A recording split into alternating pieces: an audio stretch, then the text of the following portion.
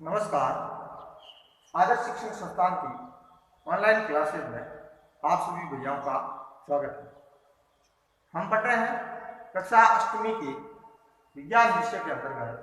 तो तीसरा पाठ है हमारा संश्लेषित रेशे एवं प्लास्टिक। इससे पहले हमने संश्लेषित रेशों की प्रकार और गुणधर्म पढ़े थे। आज हम इसी पाठ का जो दूसरा भाग है प्लास्टिक, उसका अध्ययन करेंगे। वैसे हम सब प्लास्टिक से परिचित होते हैं। हमारे दैनिक जीवन में हर वह सामग्री सुबह उठने से लेकर के शाम को सोने तक जो हम जिस प्रकार का उपयोग करते हैं वह किसी न किसी रूप में प्लास्टिक की बनी वस्तुओं का उपयोग करते हैं। आप देखते हो कि हम दातुन करने के लिए सुबह उठते ब्रश का उपयोग करते हैं। जो ब्रश की डंडी होती है पीछे की, वो भी किसकी बनी होती है? वो भी एक प्लास्टिक की बनी होती है।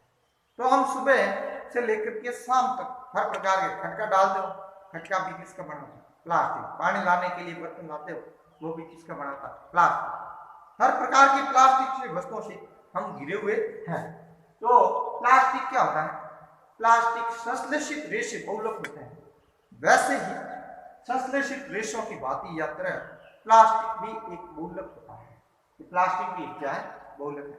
जैसे हमने दैनिक जीवन में पॉलीथीन का उपयोग करते हैं। पॉलीथीन भी एक क्या है? ये प्लास्टिक का है। जो किससे बनी होती है?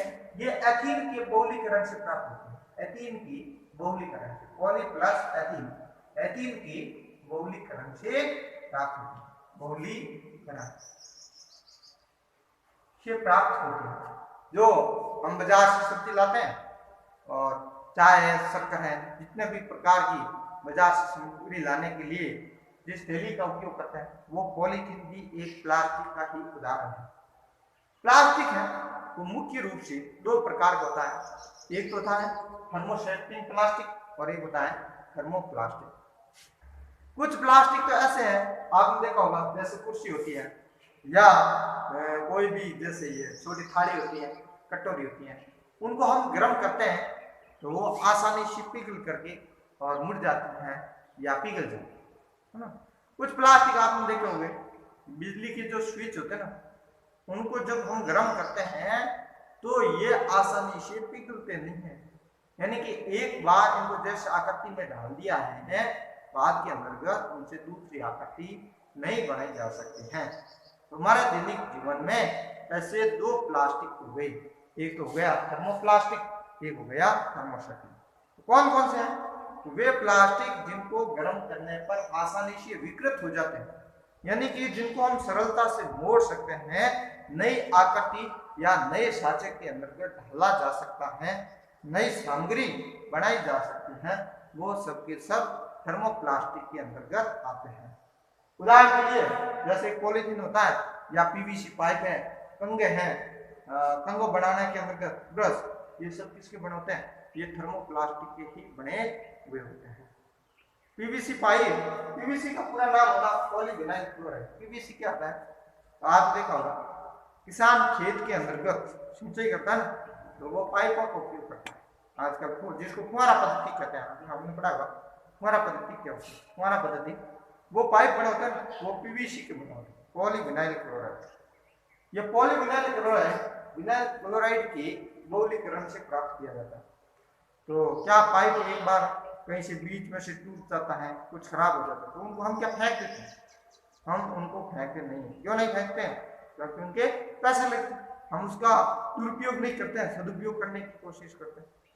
तो हम वापस उसको बाजार में ले जाते हैं फैक्ट्री के अंतर्गत, और जब उसको फैक्ट्री वाले को देते हैं ना, तो वो उस टूटे हुए जो जितना भी प्लास्टिक के पाइप हैं उनसे वापस हमें नए प्रकार की प्लास्टिक पाइप बना के दे देता है। तो वो एक अच्छा उदाहरण किसका हो गया?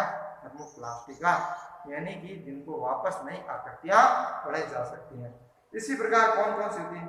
जैसे तार होते हैं, बाल्टियां होती हैं घर के अंदर बनी हुई, छोटे छोटे ये टप होते हैं, ये सारे के सारे किसके बने होते हैं?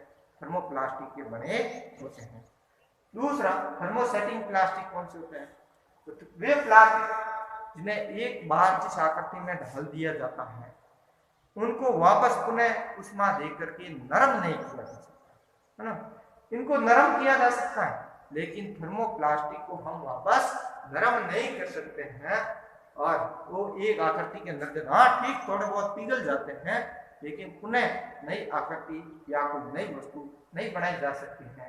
वो थर्मोसेटिंग प्लास्टिक कहलाते हैं। ऐसे दो प्लास्टिक होता है थर्मोसेटिंग, एक बैकेलाइट होता है, एक मेलामाइन होता है। हमने दैनिक जीवन में इन दोनों तरह की प्लास्टिक का उपयोग किया। बैकेलाइट कौन सा होता है?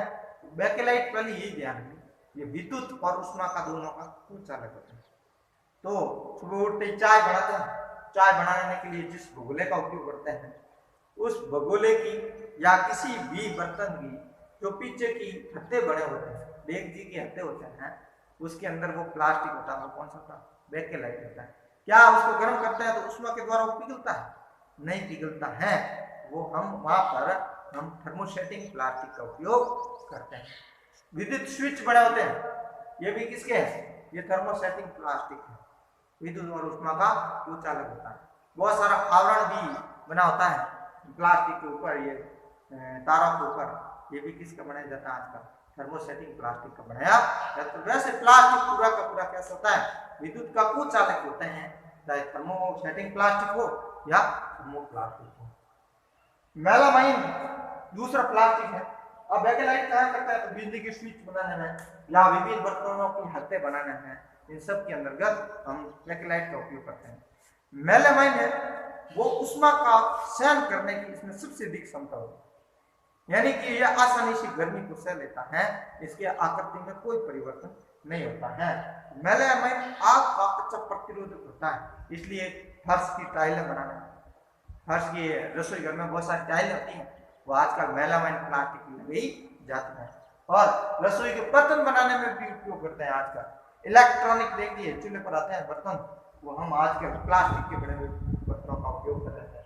और कपड़े बनाने के अंतर्गत कौन से जो उसमें आग बुझाने का कार्य करते हैं, उन सब में ये मेलामाइन प्लास्टिक के बने हुए कपड़ों का उपयोग किया जाता है। अगला देखिए प्लास्टिक का, हम घर के अंदर भी सोचें कि प्रत्येक वस्तु आदि प्राप्त है,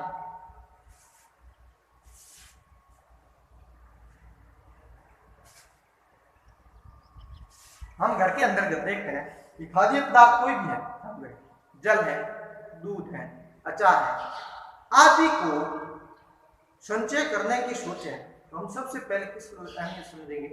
प्लास्टिक के अंदर। प्लास्टिक की आजकल बड़ी बड़ी बाल्टियां आने लगे, देगचे आने लगे, डब्बे आने लगे। तो इन सब के अंतर्गत यानी खाद्य पदार्थों के संचयन के लिए हम प्लास्टिक का उपयोग करते हैं। तो प्लास्टिक का उपयोग क्यों करते हैं? हम वैध प्लास्टिक का एक विकल्प के रूप में क्यों चयन करते हैं? हम हर जगह विकल्प पदार्थ क्यों है, प्लास्टिक विकल्प पदार्थ के रूप में उपयोग क्यों करते हैं? विकल्प पदार्थ के रूप में क्यों उपयोग करते हैं? फर्स्ट बात ये ध्यान रखना कि प्लास्टिक सस्ता होता है, इसकी कीमत क्या होती है? बहुत कम होती है, हर किसी व्यक्ति के पहुंच में होता है, आसानी से खरीद लिया जाता है, पहली बात। दूसरी बात सबसे अधिक क्या? ये वजन में हल्के होते हैं, वजन में हल्के होते हैं, है ना, वजन में हल्के होते हैं, इनका ज्यादा वजन नहीं होता है, हर कोई एक स्थान से रख करके दूसरे स्थान पर ले जा सकता है, बड़ी सामग्री भर करके भी उठा सकता है।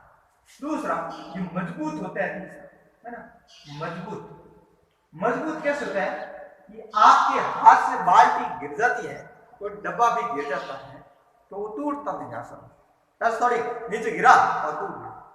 जबकि आप लोहे की बाल्टी, माटी के बर्तन को जमीन पर गिराना या तो उनके अंदर कुछ न कुछ समस्या उत्पन्न हो जाती है। तो इस तरह की कोई प्रकार की समस्या प्लास्टिक के अंदर नहीं होती है। और इसमें क्या है? इसका उपयोग में आसानी है ना, उपयोग में आसानी, उपयोग में आसानी। और ये आसानी कैसे? इन प्लास्टिक का हम लंबे समय तक उपयोग कर सकते हैं। इनके अंतर्गत दूध खराब नहीं होता, ऐसा नहीं एक बार इनका उपयोग कर लिया दूसरी बार उपयोग नहीं कर सकते, ऐसा नहीं, साल भर चलता है, साल भर तक चलता रहता है। इसलिए हम प्लास्टिक के बर्तनों का उपयोग करते हैं। विकल्प पदार्थ यानी खाद्य पदार्थों के आजकल संचयन हेतु प्लास्टिक का उपयोग किया जाता है। इन्हीं विशेषताओं के कारण प्लास्टिक का उपयोग किया जाता है। आज के लिए इतना ही पढ़ेंगे। नेक्स्ट वीडियो के अंतर्गत अध्ययन करेंगे प्लास्टिक के गुण क्या है। धन्यवाद।